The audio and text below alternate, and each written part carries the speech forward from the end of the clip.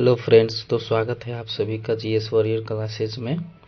और आज से हम स्टार्ट करने जा रहे हैं बीपीएससी में जो भी प्रीवियस ईयर क्वेश्चन है सब्जेक्ट वाइज, और सब्जेक्ट वाइज के अलावा सब्जेक्ट के अंदर जो भी टॉपिक्स है टॉपिक्स वाइज हम जो है आज से 17 नवंबर को जो बीपीएससी 17वीं का एग्ज़ाम होने वाला है उसको टारगेट करते हुए हम ये सीरीज चला रहे हैं। तो चलिए शुरू करते हैं। आज जो हमारा टॉपिक है जिसमें कि जो है पाषाण काल से सिंधु घाटी सभ्यता और वैदिक काल तक के जो भी 38वीं से 69वीं बीपीएससी में पूछे गए प्रश्न हैं उसको हम आज देखेंगे। तो चलिए शुरू करते हैं। आज फर्स्ट क्वेश्चन है, भारत में पशुपालन एवं कृषि के प्राचीनतम साक्ष्य प्राप्त हुए हैं। और ऑप्शन दिया गया है। तो जैसा कि आप सबको पता होगा कि भारतीय उपमहाद्वीप में पशुपालन एवं कृषि का प्राचीन स्थल मेहरगढ़ को माना जाता था, जो 7000 से 5500 ईसा पूर्व के मध्य मानव बसाव का क्षेत्र था।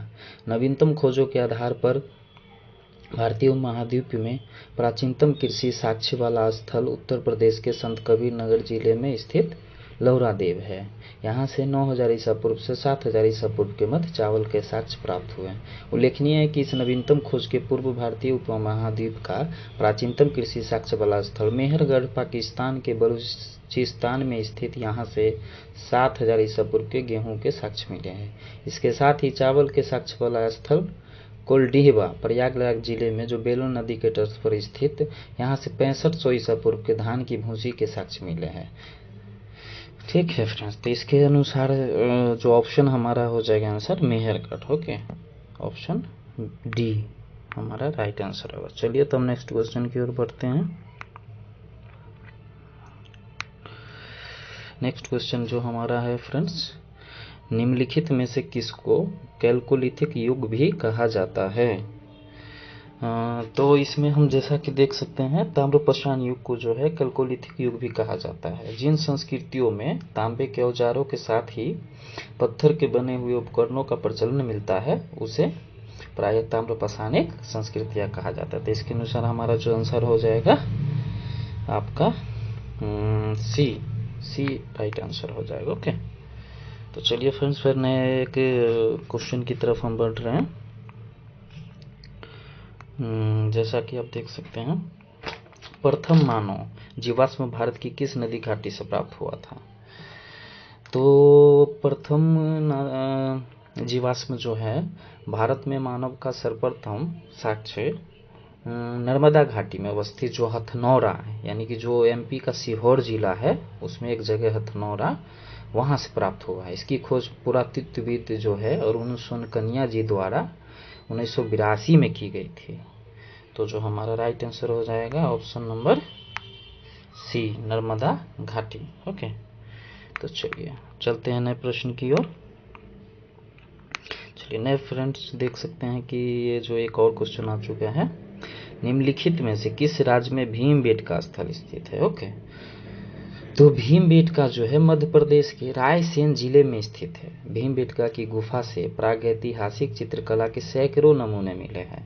यहाँ के चलचित्रों के प्रमुख विषय जो है सामूहिक नृत्य, रेखांकित मानवाकृति, शिकार, पशु पक्षी, युद्ध और प्राचीन मानव के जीवन के दैनिक क्रियाकलापों से जुड़े हैं।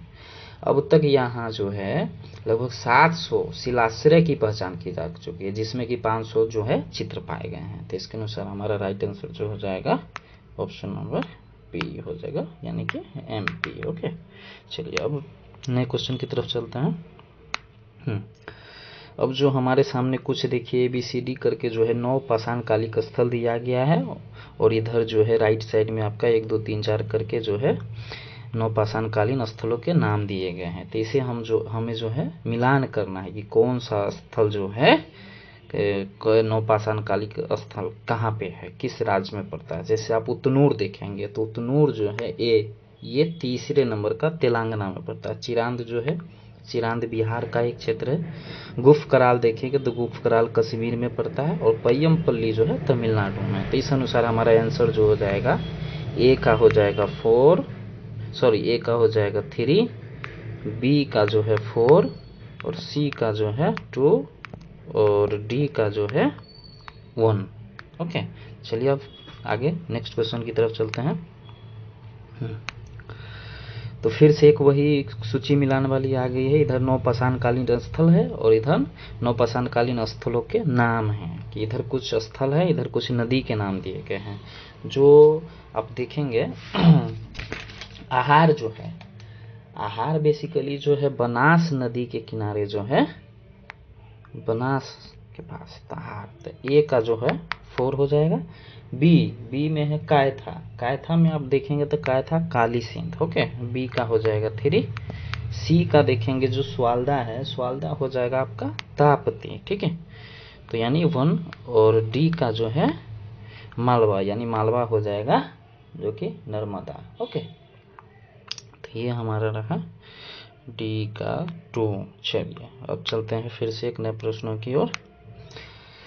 नेक्स्ट प्रश्न जो है हमारे सामने देखिए, सिंधु सभ्यता निम्नलिखित में से किस युग में पड़ता है? तो सिंधु सभ्यता जो है ऐतिहासिक काल का निर्धारण जो है पठनीय लेखन कला के ज्ञान के आधार पर किया जाता है। लेखन कला के ज्ञान से पहले का कालखंड प्रागैतिहासिक कालखंड होता है। भारतीय इतिहास में लगभग 2300 बीसी से जो है 600 बीसी का कालखंड वो आदि ऐतिहासिक में माना गया है। सिंधु सभ्यता जो है आदि ऐतिहासिक काल की सभ्यता है, क्योंकि यहाँ पर लेखन कला का ज्ञान तो है परंतु जो है अभी तक इसे पढ़ा नहीं जा सका है, ओके। इसके अनुसार हमारा जो आंसर हो जाएगा राइट आंसर आदि ऐतिहासिक, यानी कि डी नंबर, ठीक है, डी आदि ऐतिहासिक काल, ओके। चलिए नए फ्रेंड्स नए प्रश्नों की ओर चल रहे हैं, ओके। चलिए नए क्वेश्चन में हम देख सकते हैं सिंधु घाटी सभ्यता की जो है सबसे महत्वपूर्ण विशेषता क्या है, ओके। जिसमें कि हम इसमें देख सकते हैं कि सिंधु घाटी सभ्यता की जो है प्रमुख विशेषता नगर नियोजन को माना जाता है। यहाँ नगर और कस्बे एक निश्चित योजना के अनुसार बसाए जाते थे। पक्की ईंट से बनी इमारतों में मोहनजोदारो का जो विशाल स्नानागार है या ग्रेट बाथ और जो अन्नागार है प्रमुख है। इसकी सतह पक्की ईंटों की है जिसे जिप्सम द्वारा जोड़ा गया है। पक्की ईंटों से निर्मित इमारतें, सुनियोजित वास्तुकला, उन्नत व्यापार एवं वाणिज्य इस सभ्यता की जो है प्रमुख विशेषताएं थी। ध्यातव्य है कि मेसोपोटामिया एवं मिस्र आदि जो है प्राचीन सभ्यताओं की भांति हड़प्पा सभ्यता में पूजा स्थलों के स्पष्ट साक्ष्य नहीं मिलते हैं, ठीक है। तो यहाँ पर भी हम देखेंगे तो इसमें पूजा स्थल को छोड़ दे तो एक से अधिक ऑप्शन, यानी कि ऑप्शन आपको ई मिल जाएगा कि एक से अधिक, ठीक है। इसमें ऑप्शन ई नहीं दिया गया है और उपयुक्त में से एक से अधिक, तो ई आंसर हो जाएगा, ओके। चलिए तो अब चलते हैं फिर से नए प्रश्न की ओर। और जैसा कि आप सब देख सकते हैं कि सब प्रश्न के नीचे जो है हमने लिख दिया हुआ है कि बीपीएससी सीडीपीओ, जैसे ये प्रश्न है किस शहर को मिनी हड़प्पा के नाम से जाना जाता है, सीडीपीओ 2009 में पूछा गया, ओके। तो इस तरीके से चलिए हम इस क्वेश्चन को सॉल्व करते हैं कि लोथल जो है प्राचीन हड़प्पा सिंधु सभ्यता के सबसे जो है दक्षिणी शहरों में से एक है, ओके। तो मिनी हड़प्पा जो है इसी को नाम से जाना जाता है लोथल। यह जो आधुनिक अभी जो है गुजरात जो है राज्य में स्थित है। इसकी पहली खुदाई जो है एसआर राव ने की थी, ठीक है। तो लोथल को मिनी हड़प्पा के नाम से जाना जाता है। चलिए अब चलते हैं फिर से एक नए प्रश्न की ओर। निम्नलिखित में से कौन सा एक हड़प्पा का बंदरगाह है, ओके। निम्नलिखित में से कौन सा एक हड़प्पा का बंदरगाह है? तो जैसा कि हड़प्पीय नगर जो लोथल है गुजरात के अहमदाबाद जिले में भोगवा नदी के किनारे स्थित है, ओके। यह एक हड़प्पा कालीन बंदरगाह था जहां से गोदीबारा के भी साक्ष्य प्राप्त हुए हैं। तो इस अनुसार हमारा आंसर जो हो जाएगा ऑप्शन नंबर बी, यानी कि लोथल, ओके। तो चलिए फिर से चलते एक नए प्रश्न की ओर। तो जैसा कि आप देख सकते हैं कि निम्नलिखित में से जो है कौन सा हड़प्पा कालीन स्थल गुजरात में है? तो जैसा कि अभी हम जस्ट चर्चा भी किए हैं कि जो गुजरात में जो है लोथल जो है हड़प्पा कालीन स्थल है। तो ऑप्शन नंबर बी हमारा आंसर हो जाएगा, ओके। चलिए फिर चलते हैं तेजी से प्रश्नों को सॉल्व करते हैं।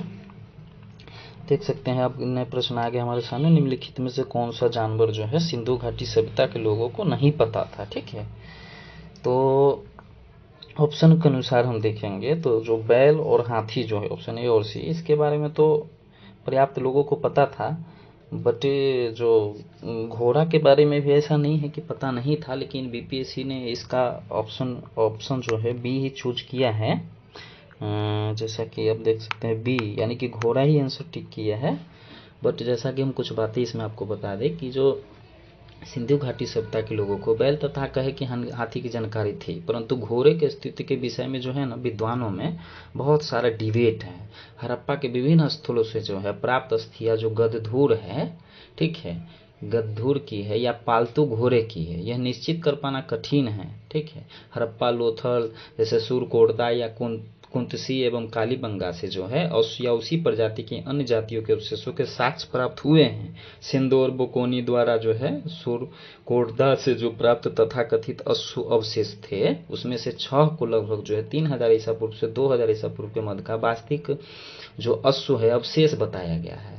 बट जो है 1974 में आप देखेंगे तो आर्कियोलॉजिकल सर्वे ऑफ इंडिया के जो है जेपी जोशी और AK शर्मा ने यहाँ से जो है 2100 से 1700 ईसा पूर्व के मध्य जो है प्रत्येक स्तर पर अश्व अस्थियां प्राप्त होना प्रतिवेदित किया है। यद्यपि राम शरण शर्मा या रोमिला थापर तथा मेंडो और पटेल आदि जो थे इस तथ्य को नहीं मानते। इस प्रकार जो है ब्रिगेडियर जो है रॉस के द्वारा राणा धुंडई के प्रारंभिक हड़प्पा स्तर से जो घोड़े के दांत बताए गए हैं उसे ज्यूनर महोदय अप्रमाणिक मानते हैं। अतः घोड़े के विषय में यही कहना समीचीन होगा कि हड़प्पा सभ्यता में इसके अस्तित्व को पूर्ण तरफ से तो नकारा नहीं जा सकता है, यद्यपि इसका उपयोग जो है सीमित रहा होगा। फिर भी चलिए, खैर बीपीएससी की तरफ से इस ऑप्शन बी माना गया है तो हम इसी को मानेंगे। ठीक है, चलते हैं एक नए प्रश्न की ओर। चलिए तो देखते हैं कि फिर से निम्न में से जो है किस हड़प्पा कालीन स्तर से टेराकोटा का हल प्राप्त हुआ है। ओके, तो जो चलिए इसमें देखते हैं जो प्रश्नगत जो विकल्प है, इसमें देखें जो बनावली हरियाणा में पड़ता है तथा कालीबंगा जो कि राजस्थान में पड़ता है नामक सिंधु घाटी स्थल से जो है हल की खोज से संबंधित टेराकोटा की प्रतिकृति प्राप्त हुई है। आर्कियोलॉजिकल जो सर्वे ऑफ इंडिया ASI जो है उसके अनुसार जो है कालीबंगा नामक स्थल के आरंभिक चरण से जूते हुए खेत के साथ साथ जो है टेराकोटा हल की भी प्राप्ति हुई है। इसके अतिरिक्त हरियाणा के फतेहाबाद जिले में जो है अवस्थित बनावाली नामक पूरा स्थल से भी टेराकोटा का हल प्राप्त हुआ था। इसके अनुसार हो जाएगा 1 से अधिक आपका राइट आंसर। ठीक है, जो कि ई ऑप्शन नंबर हो गया। ठीक है, तो चलिए फिर से एक नए प्रश्न की ओर तरफ चलते हैं। तो अगला प्रश्न हमारा ये रहा कि जैसे निम्न में से जो है किस हड़प्पन जो है नगर में जूते हुए खेतों के निशान मिले हैं। ठीक है, तो इसमें देखेंगे कि हरियाणा का जो है फतेहाबाद जिले में स्थित जो बनवाली है उसे पक्की ईंट की बनी हुई हल्की प्रतिकृति मिली है। खंभात की खाड़ी जो है जो कि भगवा नदी के किनारे निकट स्थित जो लोथल से जो है गोदीबारा के साक्ष्य मिले। राजस्थान के हनुमानगढ़ जिले से जो हम देखेंगे वो जो है घग्गर नदी के किनारे जो स्थित है कालीबंगा, जिसको हम कालीबंगन के नाम से जानते हैं, जुते हुए खेत के साक्ष्य मिले हैं। तो गुजरात के धौलावीरा से हड़प्पा लिपि के जो है बड़े आकार के 10 चिन्हों वाला एक शिलापट मिला है। ठीक है, तो इसके अनुसार हमारा जो आंसर हो जाएगा कि जुते हुए खेतों के निशान कालीबंगा जो कि ऑप्शन नंबर ए में है, राजस्थान में पड़ता है, यहाँ से निशान मिला है। ठीक है, चलिए अब नेक्स्ट क्वेश्चन की तरफ चलते हैं। तो नेक्स्ट हम देख सकते हैं कि निम्नलिखित में से कौन जो है हड़प्पा और मोहनजोदड़ो के उत्खनन से संबंधित नहीं थे। ठीक है, तो वर्ष जो है 1921 में जो है दयाराम साहनी ने हड़प्पा का बृहद स्तर पर जो है उत्खनन कार्य प्रारंभ कराया। ठीक है, लेकिन 1926-27 से जो है वर्ष 1933-34 के मध्य जो है माधव स्वरूप वत्स जो है यानी कि MS जो वत्स है हड़प्पा के उत्खनन कार्य से संबंधित रहे। मोहनजोदारो की खोज सर्वप्रथम जो है 1922 में राखाल दास बनर्जी जो है की तथा इसके जो है पुरातात्विक महत्व की ओर ध्यान आकर्षित किया इन्होंने। इनके अतिरिक्त आप देखेंगे तो कुछ जो अन्य विद्वान है KN दीक्षित है, अर्नेस्ट मैके है या ऑरेल स्टीन आपके हो गए या AN घोष हो गए, JP जोशी साहब हो गए आदि ने भी जो है इस सभ्यता की खोज में महत्वपूर्ण योगदान किया। अतः स्पष्ट हो गया कि जो BA स्मिथ साहब जो थे हड़प्पा की सभ्यता की खोज से संबंधित नहीं रहे बल्कि इंडोलॉजिस्ट एवं इतिहासकार के रूप में प्रसिद्ध है। तो हमारा राइट आंसर जो हो जाएगा आंसर डी हो जाएगा, VA स्मिथ साहब। ठीक है, तो चलिए फिर से एक नए प्रश्न की ओर चलते हैं। तो हड़प्पा में जो है मिट्टी के बर्तनों पर सामान्यतः जो है किस रंग का जो है उपयोग हुआ था, इसका ये प्रश्न पूछ रहा है। तो जैसा कि हम देख सकते हैं कि हड़प्पा निवासी जो मिट्टी के बर्तनों का जो है व्यापक पैमाने पर निर्माण हुआ करता था, ठीक है, जिन पर जो है लाल रंग के साक्ष्य प्राप्त होते हैं। प्रारंभिक जो हड़प्पा सभ्यता में जो है चाक का जो प्रयोग किया जाता था वो पैर से चलाने वाला होता था, ठीक है। लेकिन जब हम देखेंगे बाद के जो हड़प्पा मतलब परिपक्व हड़प्पा के दौर में कह सकते हैं कि हाथ से चाली चाकों प्रयोग किया जाने लगा था, ठीक है। डिजाइन के आधार पर इन बर्तनों की जो है 2 श्रेणियां थी, एक तो बिना डिजाइन वाले बर्तन तथा दूसरे चित्रित जो है मृद भांड। तो मृद भांडों को बनाने वाली मिट्टी में रेत का मिश्रण किया जाता था, जिसको पकाने पर यह हल्के भूरे लाल रंग का रूप ग्रहण कर लेती थी, ठीक है। इन मृद भांडों के ऊपरी हिस्सों में जो आप देखेंगे तो लाल रंग की पुताई कर दी जाती थी तथा निचले हिस्सों में जो है काले रंग से विभिन्न प्रकार की चित्रकारी की जाती थी। तो इसके अनुसार हमारा आंसर जो हो जाएगा ऑप्शन के अनुसार ऑप्शन नंबर ए, ठीक है। चलिए अब हम चलते हैं फिर से एक नए प्रश्नों की ओर, तो जिसमें कि हम देखेंगे आईआईटी जो खड़गपुर के अध्ययन दल की रिपोर्ट के अनुसार जो है लगातार किसने नहीं होगा यहाँ, लगातार कितने वर्षों की 9 के बराबर जो है वर्षा होना सिंधु घाटी सभ्यता के पतन कारण रहा था, ये पूछा क्या जा रहा है प्रश्न में। तो जैसा कि हम देख सकते हैं कि 2018 में जो है 2018 में आईआईटी खड़गपुर के एक अध्ययन दल द्वारा जारी रिपोर्ट के अनुसार जो है लगातार 900 वर्ष, ठीक है, 900 वर्षों तक जो है पड़े सूखे के कारण सिंधु घाटी सभ्यता का पतन हो गया। ओरल स्टीन जैसे विद्वानों ने भी जो है हड़प्पा सभ्यता के पतन हेतु जो है जलवायु परिवर्तन जैसे कारकों को प्रमुख कारण माना है। तो 900 वर्ष, इसका राइट आंसर जो हो जाएगा डी हो जाएगा। ओके, चलिए अब चलते हैं फिर से नए प्रश्नों की ओर। तब चलिए अब देखते हैं वैदिक काल का प्रश्न आ गया। देखिए प्रारंभिक वैदिक काल के दौरान जो है कौन सा शहर प्राचीन मगध साम्राज्य की राजधानी के रूप में कार्य करता है, ठीक है। इसमें ऑप्शन नंबर आपका ए है पाटलिपुत्र। तो जैसा कि देखिएगा जो पाटलिपुत्र जो था आधुनिक पटना के निकट जो स्थित एक प्राचीन शहर है, ठीक है। इसकी स्थापना जो मगध शासक उदयीन ने किया था, ठीक है। यह प्राचीन मगध साम्राज्य की राजधानी नहीं थी, ठीक है, यह सही विकल्प नहीं होगा, ठीक है। अब बी पर हम गौर करेंगे, ठीक है। तो इसके देखिएगा कि जो वैशाली को देखते हैं तो वैशाली भी जो है प्राचीन मगध साम्राज्य की राजधानी नहीं थी, यह विकल्प भी सही नहीं होगा, ठीक है। तो आपका ए नहीं होगा, ठीक है, और वैशाली भी नहीं होगा। उल्लेखनीय है कि समझिए कि गिरिब्रज जो है राजगृह जो है एक प्राचीन शहर था जो बिहार के नालंदा जिले में स्थित है, यह प्राचीन मगध साम्राज्य की राजधानी थी, इसलिए जो यह विकल्प आपका सही हो जाएगा। चंपा तब जानते हैं कि प्राचीन मगध राजधानी की राजधानी नहीं थी, इसलिए यह विकल्प भी सही नहीं होगा। तो ऑप्शन बी राजगीर सही हो जाएगा, ठीक है। चलिए चलते हैं फिर से नए प्रश्नों की ओर। तब जैसा कि देख सकते हैं कि कह रहा ऋग्वेद का जो है कौन सा मॉडल पूर्णता है ना सोम को समर्पित है। सोम यानी कि ऋग्वेद में जो है आप देखेंगे तो टोटल 10 मंडल है, ओके, 10 मंडल। 9वें मंडल में जो है 114 सूक्त जो है वो सोम को समर्पित है, ओके।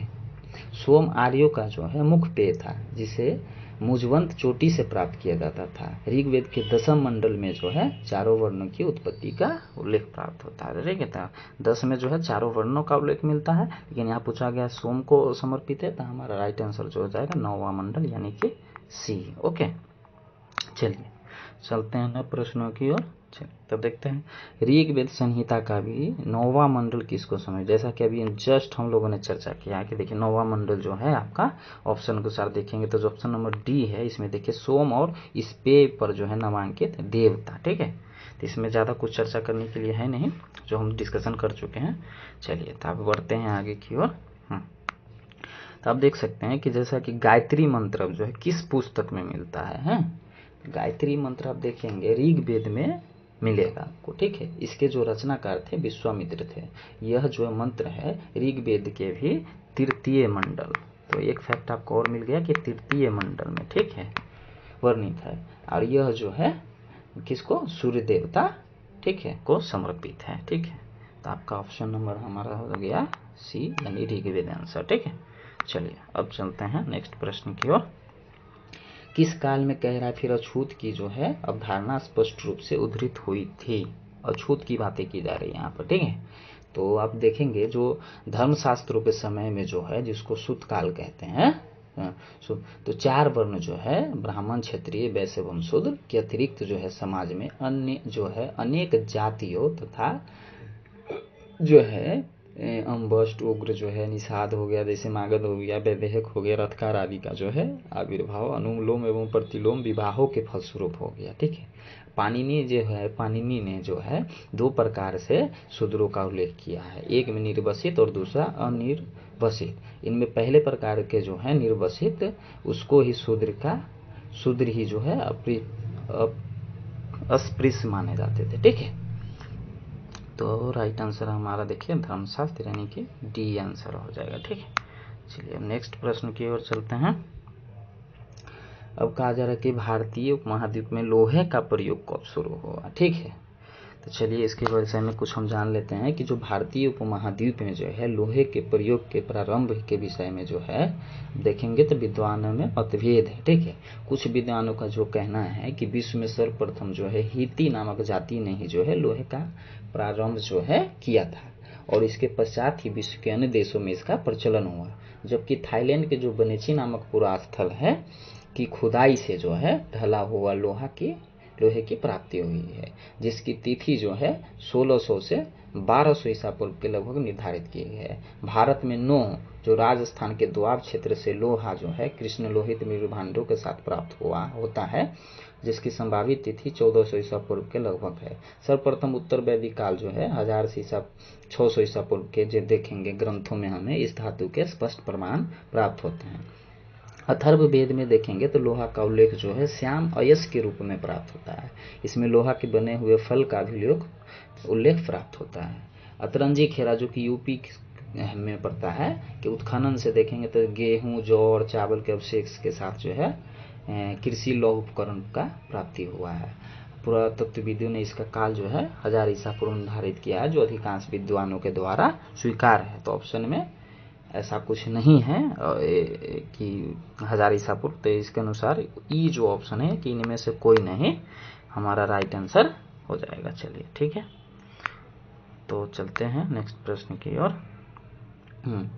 तो अब देखते हैं कि जो बोगजोगोई है, ठीक है, बोगजोगोई का जो है यहाँ पे होगा, ये प्रश्न है बोगजोगोई का महत्व इसलिए है कि यहाँ बोगजोगोई का महत्व पूछा जा रहा है। ठीक है, बोगजोगोई का महत्व किस लिए है वो प्रश्न पूछ रहा है। हम देखेंगे जो बोगजोगोई है जिसे एशिया माइनर भी कहा जाता था, वो 14वीं शताब्दी ईसा पूर्व के जो है कुछ अभिलेख मिले हैं। ठीक है, बोगजोगोई से जो है 14वीं शताब्दी ईसा पूर्व के कुछ अभिलेख मिले हैं। इस अभिलेख में आप देखेंगे तो ऐसे राजाओं का उल्लेख आया है जिनके नाम जो है आर्यों जैसे होते थे। ठीक है, और जो है संधियों के साक्ष्य तथा रक्षा के लिए जो है इंद्र, मित्र, अपवरुण एवं जो है नासत्य देवताओं का आह्वान करते थे। ठीक है, तो इसके अनुसार देखिए तो बोगजोगोई का महत्व किस लिए है कि इसमें जो है ये हो जाएगा कि इसमें वैदिक देवी देवताओं का वर्णन मिलता है। ऑप्शन नंबर ए सही हो जाएगा। ठीक है, चलिए अब चलते हैं फिर से एक नए प्रश्न की ओर, जो कि लास्ट हमारा प्रश्न है आज का। प्रसिद्ध 10 राजाओं का युद्ध किस नदी के तट पर लड़ा गया। ठीक है, तो इसमें हम देख सकते हैं जो 10 राग युद्ध है, जिसको हम जानते हैं 10 राजाओं के युद्ध के नाम से, परुष्णी नदी जो कि अभी जो आधुनिक नाम है उसका रावी नदी के तट पर लगा गया, जिसमें जो भरतों के राजा जो थे सुदास की विजय हुई थी। ठीक है, तो हम देखेंगे परुष्णी नदी। अगर प्रश्न में आपसे पूछ दिया जाएगा अगर परुष्णी नहीं रहेगा तो रावी जो है वर्तमान में परुष्णी का नाम रावी है, तो ऑप्शन नंबर डी जो है इसका आंसर हो जाएगा। ठीक है, चलिए तो आज के लिए इतना ही friends, thank you so much and फिर मिलते हैं एक नए सेशन में मिलेंगे आगे, जिसमें हम बौद्ध धर्म और जैन धर्म से जो भी प्रश्न पूछे गए हैं बीपीएससी में 38वीं से 69वीं तक उसको हम लेकर के आएंगे। ठीक है, तो आज के लिए इतना ही, थैंक यू सो मच, जय हिंद।